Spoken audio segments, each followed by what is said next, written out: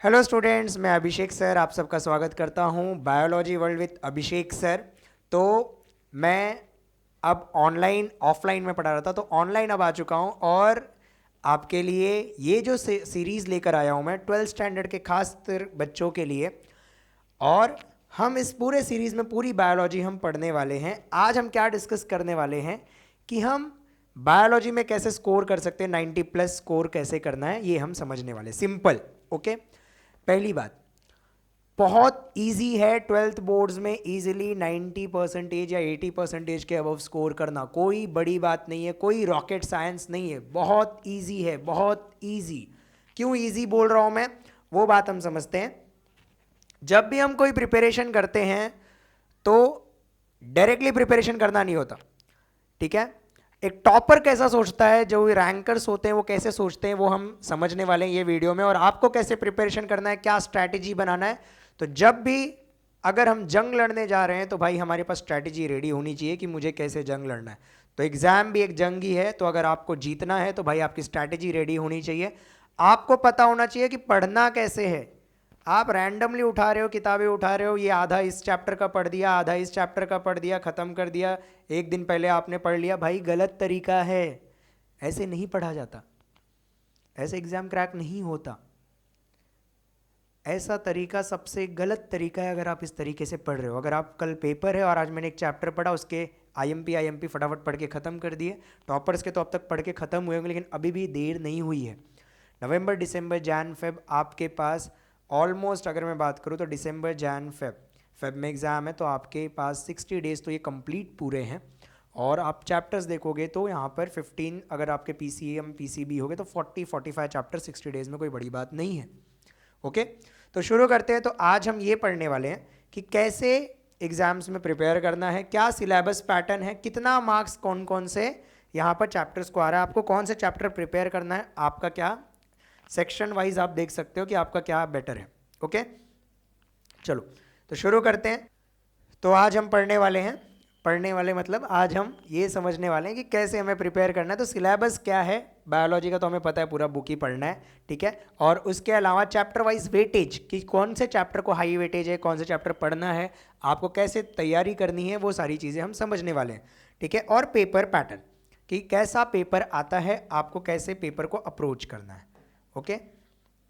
चलो पहले तो समझते हैं, आपने अब तक आपके क्लासेस में पेपर दिए होंगे, आपके मार्क्स उठाइए और चेक करिए कि कौन सा पेपर बेस्ट गया था, किसमें आपके ज़्यादा नंबर आए थे। ज़्यादा मतलब कौन से पेपर में आप बिना पढ़े भी अगर आप लिख रहे हो पेपर, तो किसी चीज़ के बारे में लिख सकते हो।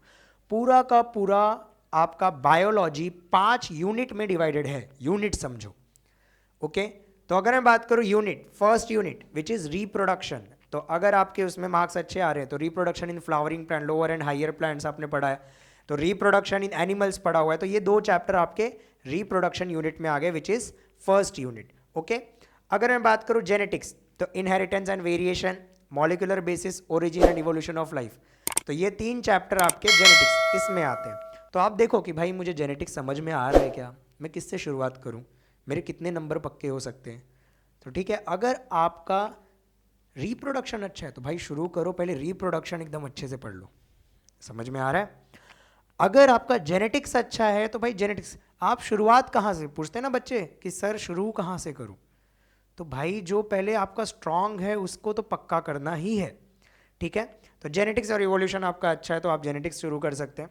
थर्ड, अगर मैं बात करूँ फिजियोलॉजी, तो प्लांट फिजियोलॉजी और ह्यूमन फिजियोलॉजी। फिजियोलॉजी मतलब क्या होता है, बॉडी के फंक्शन, तो plant water relation plant physiology में आता है, कि वहाँ पर आप पढ़ोगे कि प्लांट वाटर को एब्जॉर्ब कैसे करता है, प्रोसेस क्या है, रूट हेयर कैसे पानी को एब्जॉर्ब कर रहा है, कौन सा पानी कैसे, आपको स्ट्रक्चर ऑफ रूट हेयर उसमें इंपॉर्टेंट है। इंपॉर्टेंट तो मैं सारे चैप्टर्स का देने वाला हूँ, और आप लास्ट तक वीडियो देखो, तो इसमें आपको मैं ये भी बताऊँगा कि भाई कौन से चैप्टर को आपको पढ़ना है, ठीक है, जिससे आपके जो चैप्टर को आप छोड़ रहे हो तो भी आपके मार्क्स आ रहे हैं, समझ रहे हो ना। तो ये सारी चीज़ें भी हैं, और सारे चैप्टर्स के वीडियो में मैं PYQs और IMP, अब तक बोर्ड्स में कैसे कैसे क्वेश्चन आए हुए हैं वो सब मैं दूंगा, तो आप बने रहिए, ठीक है। तो हमारा पहला वीडियो ये सिलेबस पेपर पैटर्न के ऊपर है। फिजियोलॉजी में प्लांट वाटर रिलेशन में वही आपको याद रखना है कि कैसे प्लांट में वाटर एब्जॉर्ब होता है, रूट कैसे, स्ट्रक्चर ऑफ रूट हेयर कैसे होता है, एक्टिव ट्रांसपोर्ट पैसिव क्या है, सिम्प्लास्ट एपोप्लास्ट क्या है, थ्योरी कौन कौन सी है कि कैसे पानी ग्रेविटी के अगेंस्ट ऊपर तक जा रहा है।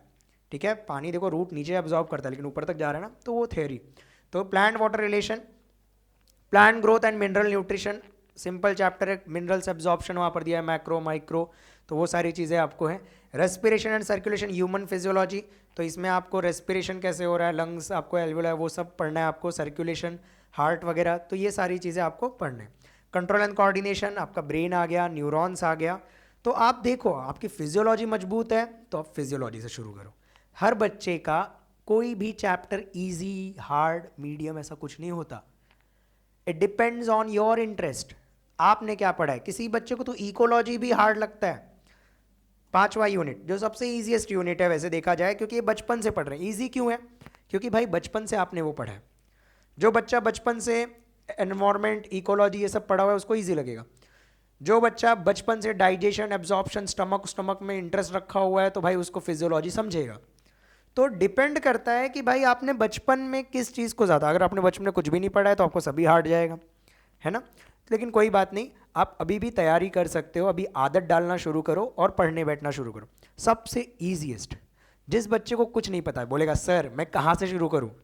अगर कोई बच्चा आता है मेरे पास और बोलेगा सर मुझे कुछ नहीं आता मैं कहाँ से शुरू करूँ, तो भाई ये यूनिट उठाओ, 4 4 4 12 नंबर विथ ऑप्शन आपको यहाँ पर ये 3 चैप्टर दे देता है और बहुत ईजी चैप्टर है।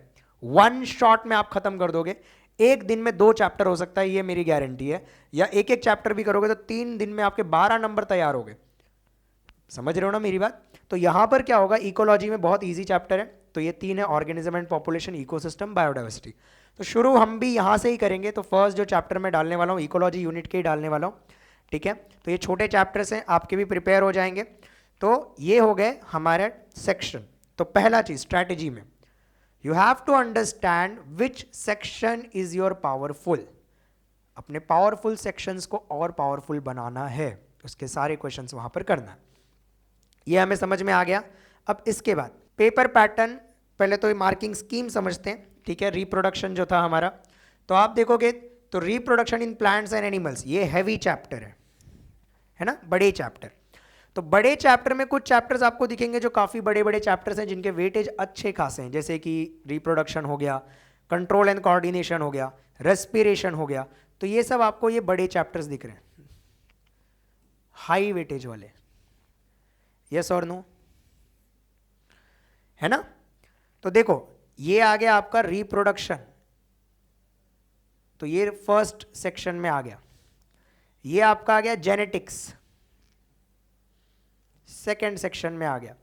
ये आपका आ गया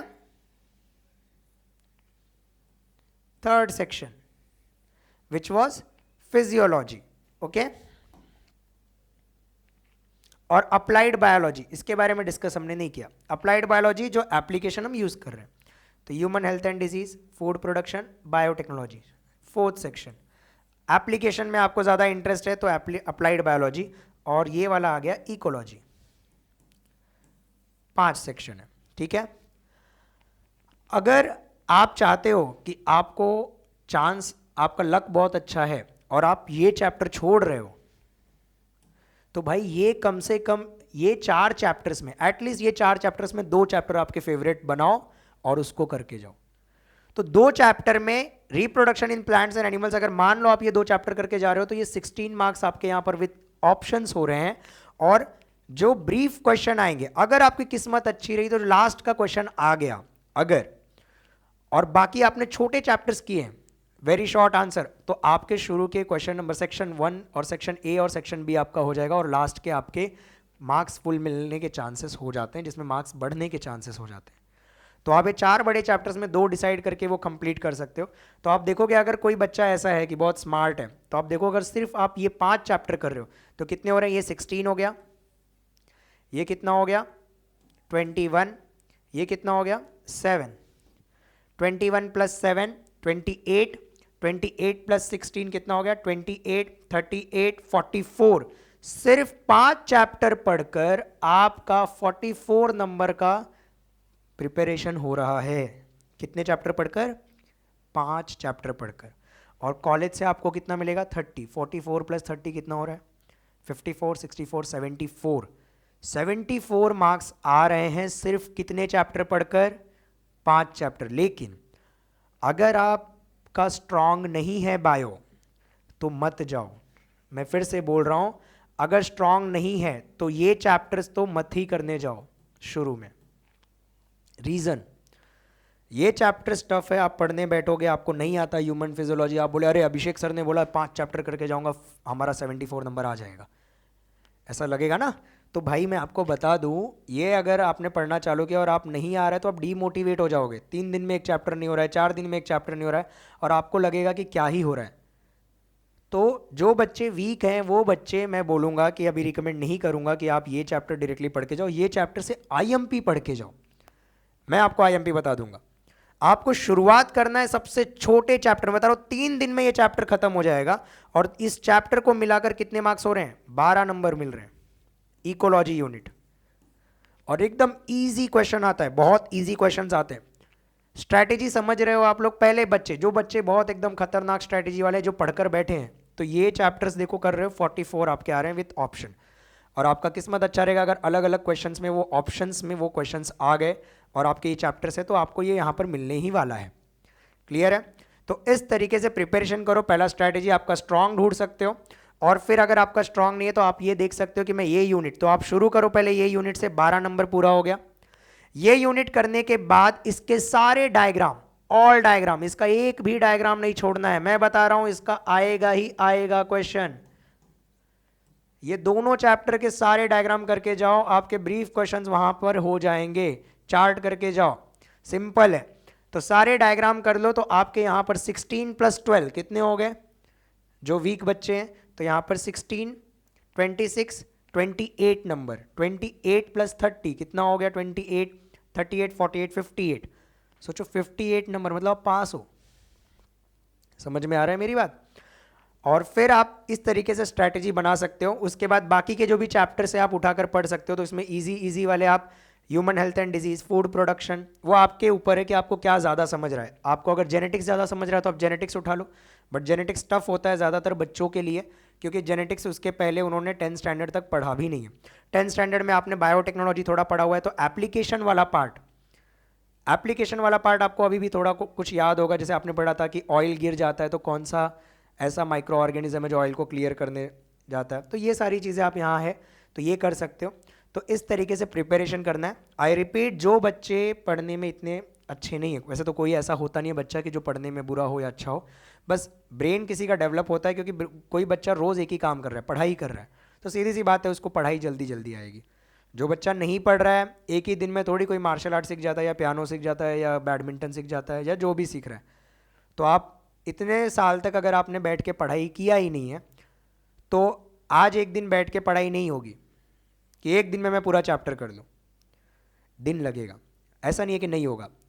फर्स्ट डे 1 घंटा बैठो, 2 घंटा बैठो, 3 घंटा बैठो, अभी भी 60 डेज आपने अगर कंसिस्टेंटली पढ़ ली, एक ही दिन में 8 घंटा मत, मैं बोल रहा हूँ नहीं होगा।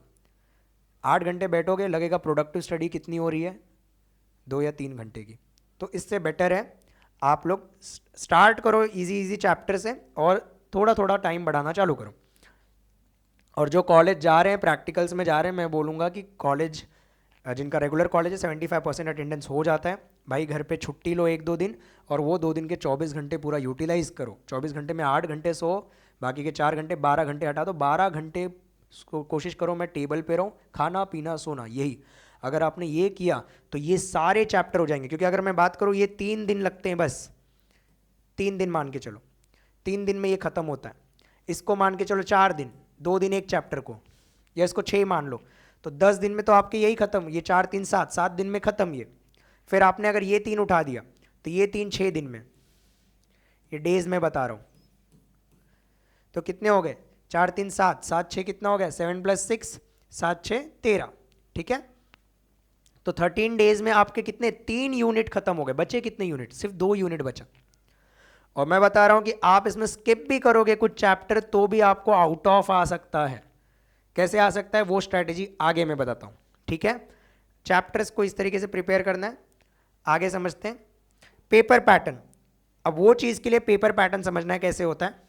तो जो क्वेश्चन नंबर 1 आएगा आपका, आपको भी पता है 10 MCQs आएंगे, कोई ऑप्शन नहीं, सबके सब अटेम्प्ट करने। आपको भी पता है एग्जाम हॉल में अगर आप बैठे हो तो आखिरी तक तो MCQ मिल ही जाता है ना। यहाँ वहाँ आप घुमाओगे कहीं ना कहीं, ABCD दोस्त लोग बैठे।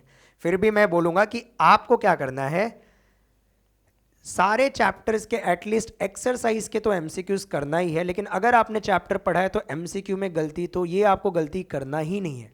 और 8 नंबर ये 1 मार्क्स के क्वेश्चन होते हैं, ठीक है। इसमें भी ऑप्शन नहीं होता और इसमें बहुत सिंपल क्वेश्चन आते हैं, बहुत सिंपल। मतलब आपको सिर्फ पूछ लेगा म्यूचुअलिज्म का एक एग्जाम्पल बताओ, तो ऐसा 1 मार्क्स का तो आपको सिर्फ वो लिखना है, ठीक है। रूट हेयर कैसा होता है, यूनिसेलुलर होता है, बस यूनिसेलुलर लिखना है। मतलब वेरी शॉर्ट आंसर। सारे एक्सरसाइज के क्वेश्चन में आप वेरी शॉर्ट आंसर करके जाओगे तो भी डायरेक्टली आपको ये नहीं भाई टारगेट उठाऊंगा ये करूंगा, वो कुछ मत करो, पहले एक्सरसाइज खत्म करो। 60% of questions come from directly exercise, कितना 60%। और 30 मार्क्स तो आपको कॉलेज से मिलने ही वाला है। 70 में से 60% का मार्क्स का अगर आपका आ रहा है तो अराउंड 40 मार्क्स का क्वेश्चन आपको कहाँ से आ रहा है, टेक्स्ट बुक से आ रहा है। और आपके ये 18 नंबर पक्के हो गए। अगर बच्चे ने सिर्फ ये भी करेक्ट किया है तो 18 + 30 कितना हो जाएगा, 48 नंबर यहां पर ही मिल जा रहे हैं। तो ये तो सारे चैप्टर के करने, ऑल चैप्टर। एंड में अगर आपके सारे चैप्टर नहीं हुए तो सबके ब्रीफ नहीं पढ़ना है। आई रिपीट, मान लो एक बच्चा है प्रिपरेशन कर रहा है और उसके चैप्टर्स हो गए हैं लगभग जो उसके फेवरेट चैप्टर थे, बट हुआ क्या कि अब 2 दिन बाद एग्जाम है बायोलॉजी का और उसके चैप्टर्स जो थे, मैंने बताया बड़े बड़े चैप्टर्स के उसने ब्रीफ वगैरह सब कुछ अच्छे से किया हुआ है। तो ज़रूरी नहीं है सभी चैप्टर के ब्रीफ करो, बाकी बचे दिन में सिर्फ ये 2 चीज़ें कर लो आप। MCQ अगर आपने टीचर का लेक्चर अटेंड किया, मेरा लेक्चर अभी होगा तो सारे चैप्टर्स में आपने अगर लेक्चर अटेंड किया तो MCQ गलत नहीं होता। कंसेप्ट समझा है तो कभी गलत नहीं होता, कभी नहीं। और वेरी शॉर्ट आंसर आप पढ़ लोगे तो आपके कंसेप्ट हैं क्लियर तो वेरी शॉर्ट आंसर आ जाता है। कोई टफ क्वेश्चन नहीं आता, इजी क्वेश्चन आता है।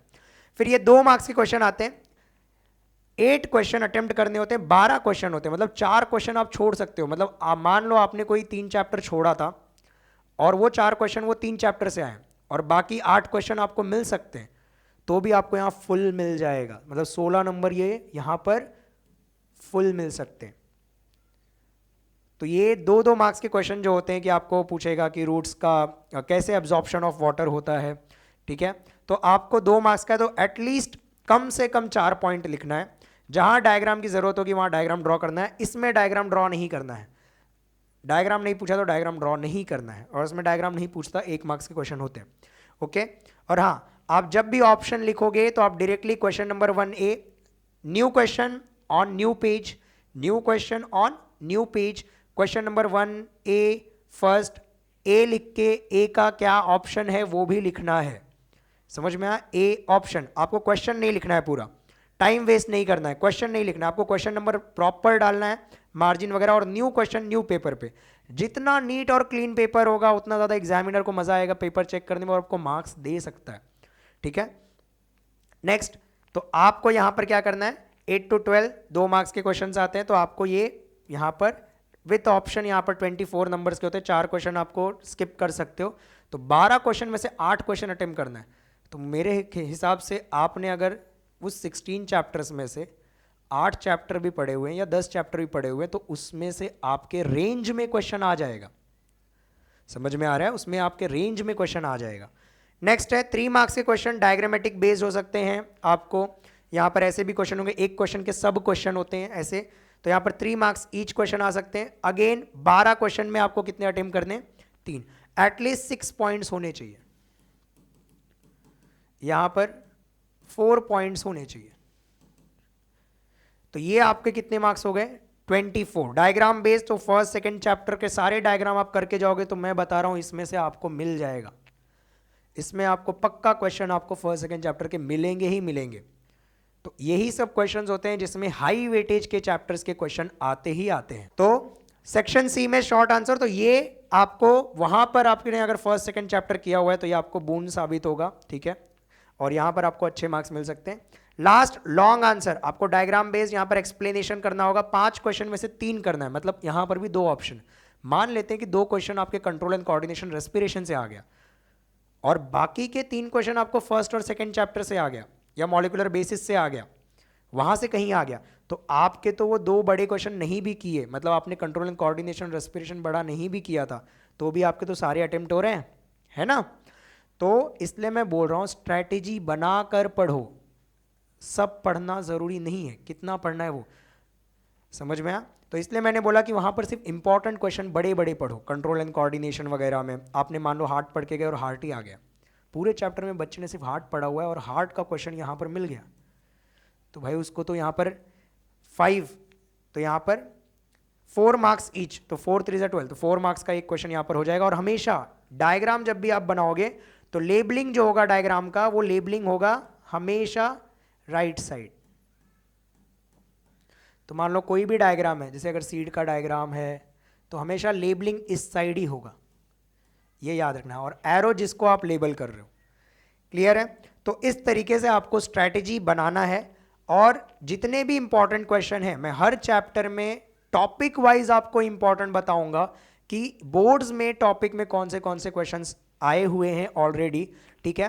तो आप मेरे चैनल से जुड़िए और लाइक करिए, सब्सक्राइब करिए, आपके दोस्तों को शेयर करिए। तो ये बायोलॉजी वर्ल्ड चैनल आप लोगों के लिए ही लाया गया है, 12th के बच्चों के लिए लाया गया है, जिसमें हम पूरे चैप्टर्स को कवर करने वाले हैं, ठीक है। तो उसमें मैं पढ़ाने वाला हूं, और अगर कोई और टीचर्स रहेंगे तो हम वो भी, लेकिन फिलहाल तो पूरे 16 चैप्टर्स मैं लेने वाला हूं। इसमें फास्ट ट्रैक रिवीजन भी होगा और इसमें टॉपिक वाइज भी होगा, तो आप जुड़े रहिए। और इसी के साथ आप लोगों का सपोर्ट यहाँ पर मुझे भी चाहिए। तो thank you for listening, done for the day, have a good day.